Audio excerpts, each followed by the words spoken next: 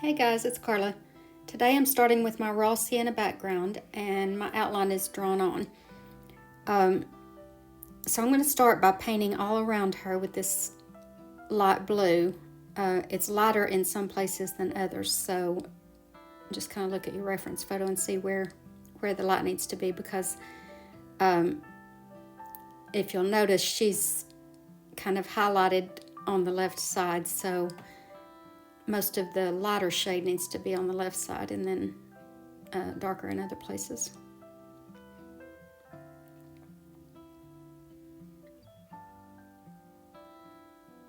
I want to keep this really, really loose. So if you'll notice, a lot of that background color is kind of peeking through. That helps give it that loose look, and it unifies the whole thing. So I'm doing that in the background and on her, so it just kind of brings it all together, gives it a nice effect. So the skin tone was the raw sienna and white mixture. Of course, you can make any skin tone that you want. And now I'm just highlighting it with a little bit lighter shade. I'm keeping it very loose and kind of choppy and messy. That's the style I like, and I hope you do too. It's very artsy, I guess, and artistic.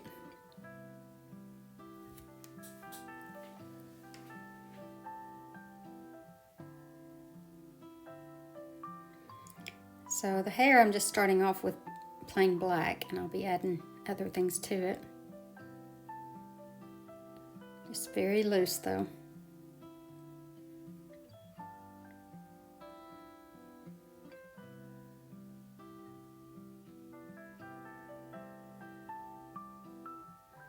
A lot of you have told me that painting loose is really hard, and it actually is, because your brain tells you not to do that. It tells you to try to make it perfect, but if you can push past that and learn the style, it's really fun, and it becomes easy, because you just gotta convince yourself that your brush needs to keep moving, that you need to not stay in one area too much, don't overthink anything, keep things loose and choppy. If you'll just constantly remind yourself of that, then eventually it will come naturally.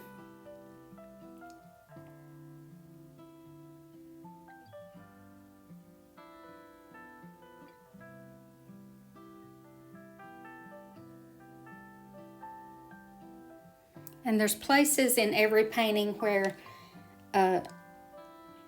you kind of have to slow down and put a little bit of detail in.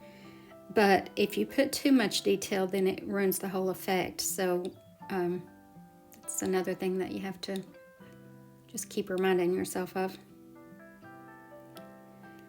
So now I'm still using this flat synthetic brush, but now I'm putting my darker areas in that gives it gives the dress its shape.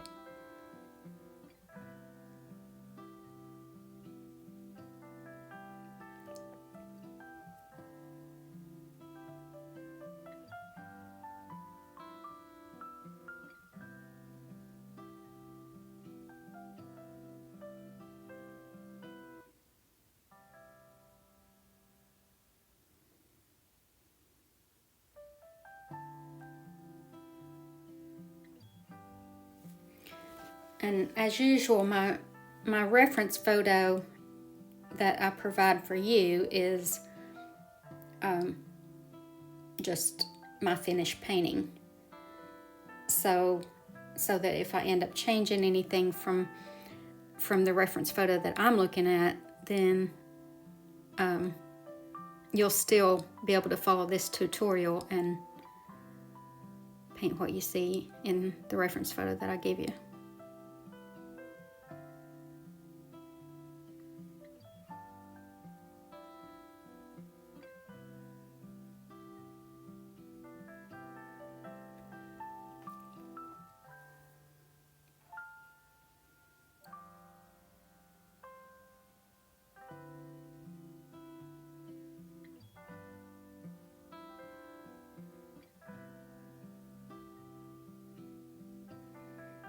So now with just plain red, I'm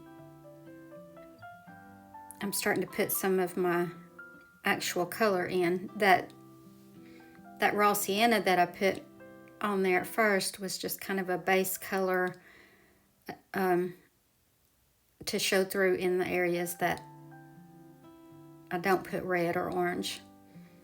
But layering like that it helps give it this this kind of, all I can say is artsy effect, I guess. Having different layers, different colors, it just adds a lot of interest to it. So there's places here where I'm going right over that black because that black is dry now. And then I'll come back and darken things later that I need to darken, but this helps bring it all together.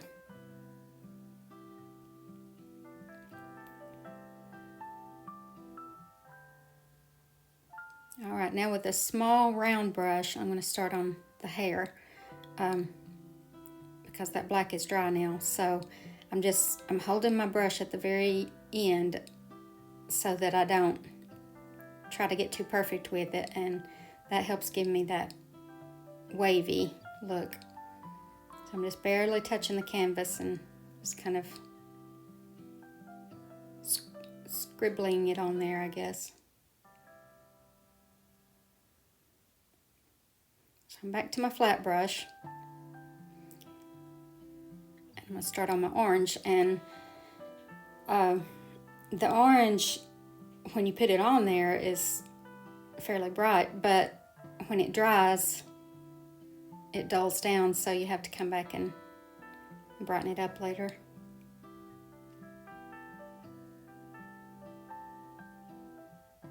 Orange is just a really good highlight color for red.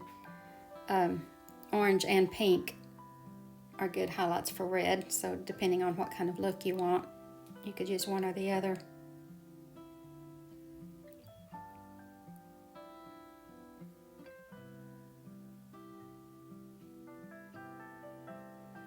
Alright, so now back to my small round brush.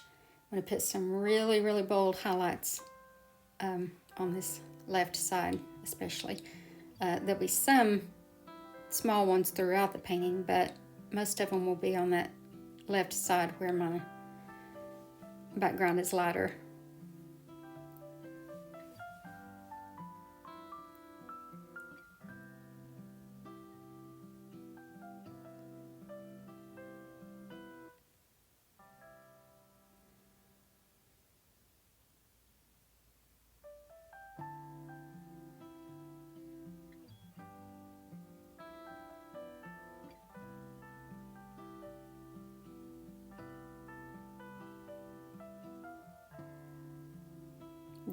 This over here on the right hand side is just backlighting. I'm sure you've seen that even in photographs. There's usually, like, if one side is highlighted real boldly, then the other side at least has that reflective light, almost like it's outlined.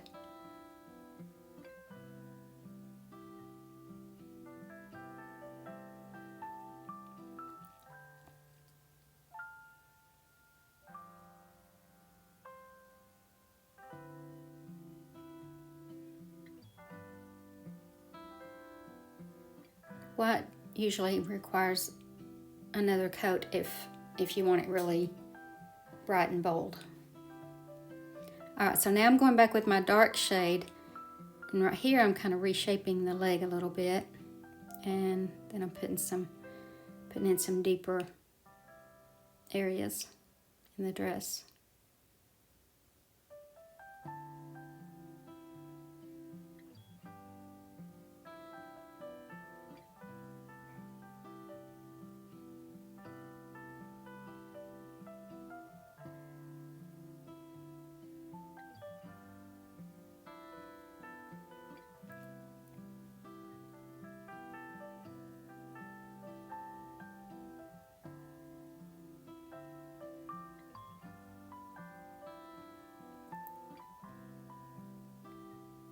This also helps to shape her the way you want her shaped. The highlights and the shadows help to do that.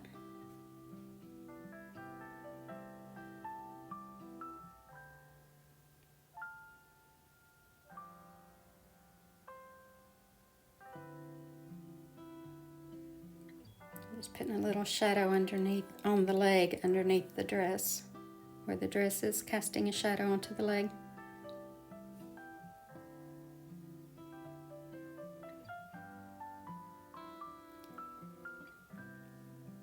Now you'll notice the orange did dull down, so now I've got to come back and brighten it up. I mean, you don't have to, but if you want it to be bright, then it requires more than 1 or 2 coats.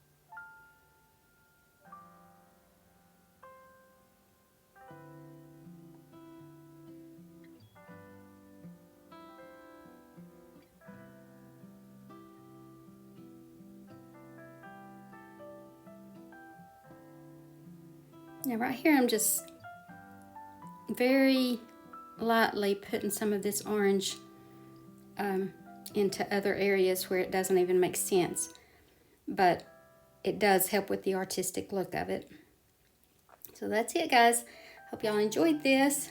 Thank you so much for watching. Have a great day, and God bless you.